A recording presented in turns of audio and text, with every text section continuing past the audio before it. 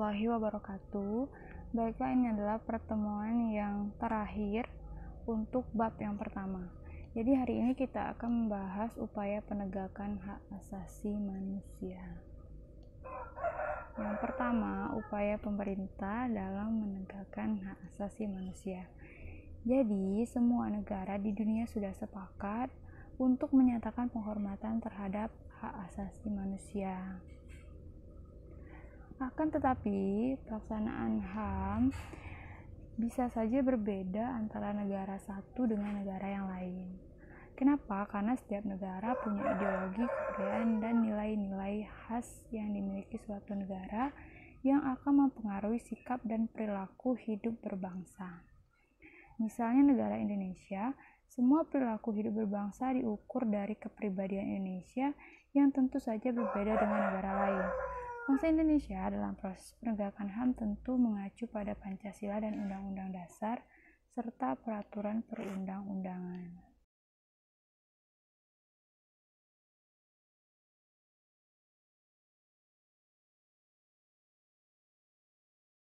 Jadi, dengan kata lain, penegakan HAM di Indonesia tidak berorientasi pada pemahaman HAM liberal atau sekuler yang ada di negara lain yang tidak selaras dengan makna sila pertama, yaitu sila ketuhanan yang Maha Esa. Selain mengacu pada perundang-undangan, proses penegakan HAM juga mengacu pada ketentuan hukum internasional yang pada dasarnya memberikan wewenang luar biasa kepada setiap negara.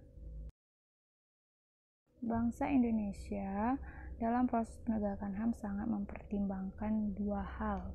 Yang pertama, kedudukan negara Indonesia sebagai negara yang berdaulat baik secara hukum, sosial, maupun politik harus dipertahankan dalam keadaan apapun sesuai dengan prinsip yang dianut dalam Piagam PBB. Dan yang kedua, dalam pelaksanaannya pemerintah harus tetap mengacu kepada ketentuan hukum internasional mengenai HAM, kemudian menyesuaikan dan memasukkannya ke dalam sistem hukum nasional serta menempatkannya sedemikian rupa sehingga merupakan bagian yang tidak terpisahkan. Selanjutnya adalah upaya penegakan HAM yang ada di Indonesia. Yang pertama itu ada pembentukan Komisi Nasional Hak Asasi Manusia atau biasa kita dengar dengan sebutan Komnas HAM. Jadi Komnas HAM ini dibentuk pada tanggal 7 Juni 1993 melalui Kepres nomor 50 tahun 1993. Keberadaan Komnas HAM selanjutnya diatur dalam Undang-Undang nomor 39 tahun 1999 tentang hak asasi manusia, tepatnya pada pasal 75 sampai dengan pasal 99.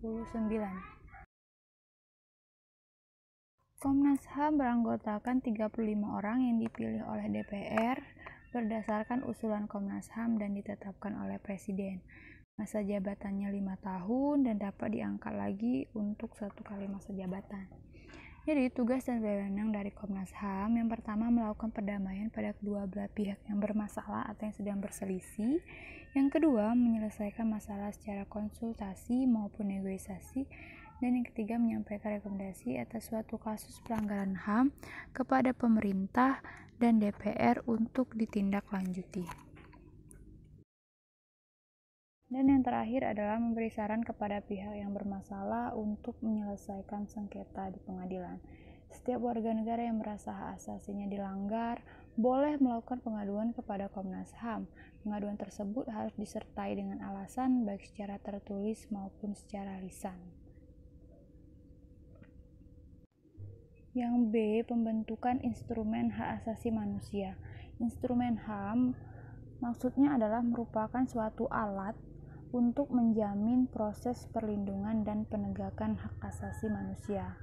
Instrumen HAM ini biasanya berupa peraturan perundang-undangan dan lembaga-lembaga penegak HAM. Contoh lembaga penegak HAM seperti Komisi Nasional Hak Asasi Manusia dan Pengadilan HAM.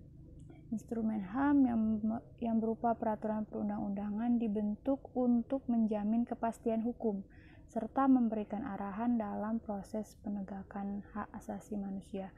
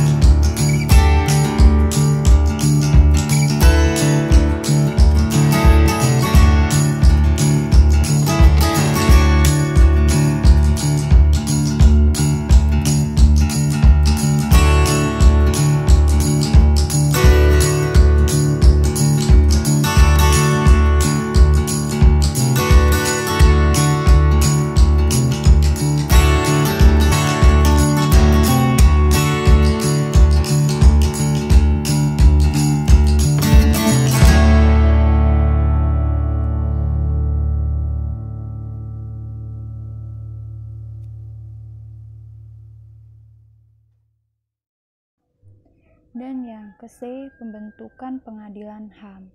Setelah ada perundang-undangan, ada Komnas HAM, selanjutnya adalah Pengadilan Hak Asasi Manusia. Pengadilan HAM ini dibentuk berdasarkan Undang-Undang RI Nomor 26 Tahun 2000. Pengadilan HAM adalah pengadilan khusus terhadap pelanggaran HAM berat yang diharapkan dapat melindungi hak asasi manusia, baik perseorangan maupun masyarakat. Pengadilan HAM menjadi dasar bagi penegakan kepastian hukum dan keadilan dan perasaan aman bagi perseorangan maupun masyarakat. Jadi pengadilan HAM ini terkhusus untuk pelanggaran HAM berat. Biasanya pelanggaran HAM berat ini adalah pelanggaran HAM yang banyak memakan korban jiwa.